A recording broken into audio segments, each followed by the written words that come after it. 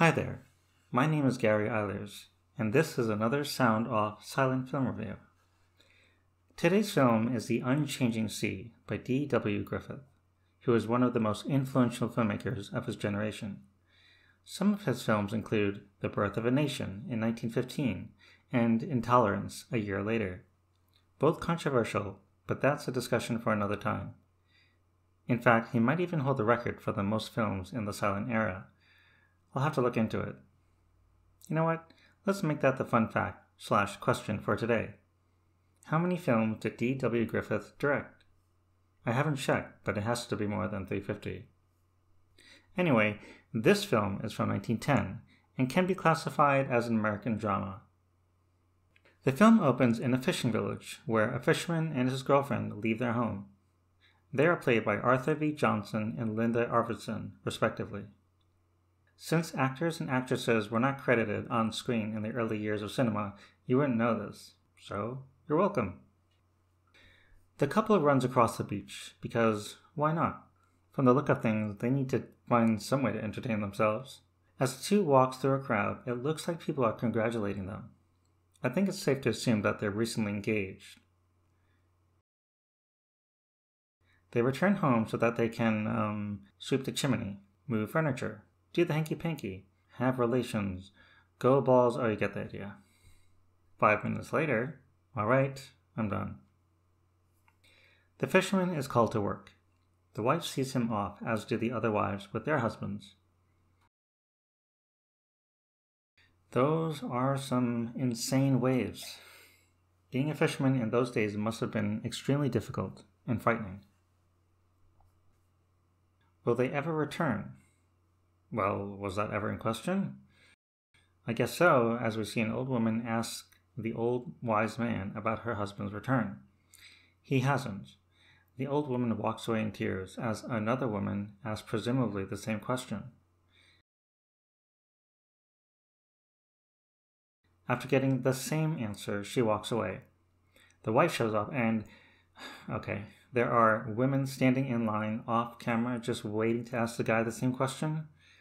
If the first two women are walking away crying, why would it be any different for the others? I know that's probably not the case, but it's funny to think that it could be. Still hopeful they will return. The wives watch the unrelenting sea.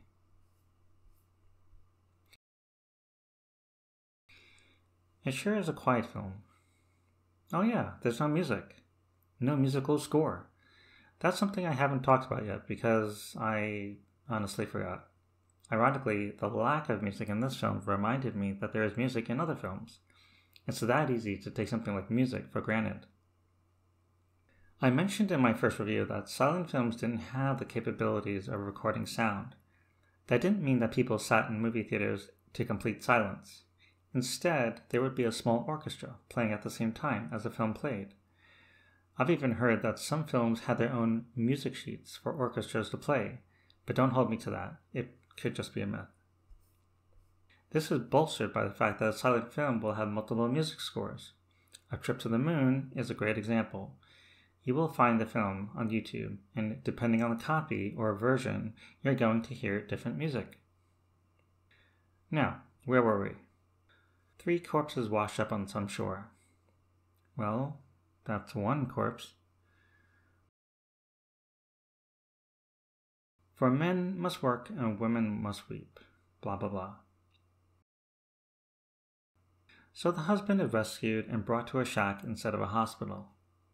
The wife has a baby. She brings a little bundle of joy to the beach so that one day she can take her revenge against the unforgiving sea. Restored to health but his memory a blank. Without knowing who he is or where he's from, he just stays where he is. He offers to work for them, and I guess they offer him a place to stay. Years roll by. No matter how hard the wife tries, her thoughts always return to her husband and the sea. At one point, another fisherman approaches and attempts to court her into marrying him. It doesn't look like it's out of love, though, but rather out of necessity or pity. She declines, but it does make you wonder. She must have had some job if she's been able to live in that shack and raise a daughter all on her own. their child now grown. The daughter, now a young woman, is played by Mary Pickford, one of the most popular actresses in the silent era. We'll be seeing more of her in later films. While out for a stroll, the daughter bumps into a young fisherman. They appear to be smitten with each other, but I can't help but wonder if that was on accident.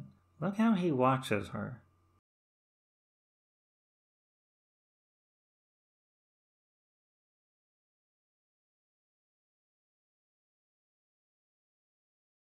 He even follows them to their home. And what does she do? She giggles. How is that endearing? The boy perseveres. Yeah, no shit. The boy and the daughter marry, which leaves the wife/mother completely alone. I don't know, I still have my doubts about that boy. After many years, again to sea, which means our fisherman is back out to sea. So what has he been doing all these years if not fishing? I guess they dock at another port or harbor, and this somehow jogs the fisherman's memory.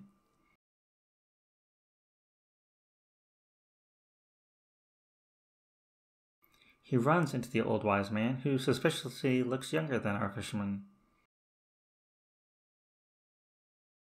He helps him find his way back to his strong, devoted, wrinkly wife, again on the shores of the unchanging sea. The end. This was nice. I mean, it's a nice setup. The couple's love for each other is so strong that not even the sea can tear it down.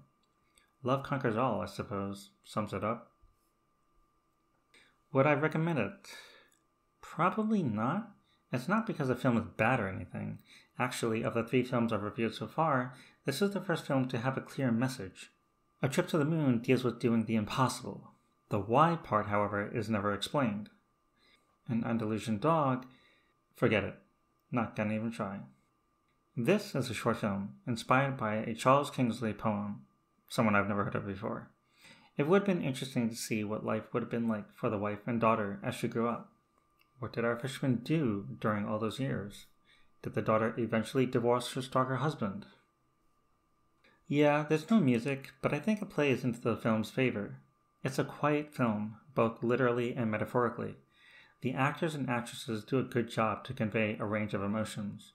It's a simple story that's easy to follow. The title cards are used very well, too. So, overall, it's good. So why am I not recommending it? Well, 6 syllables. D.W. Griffith.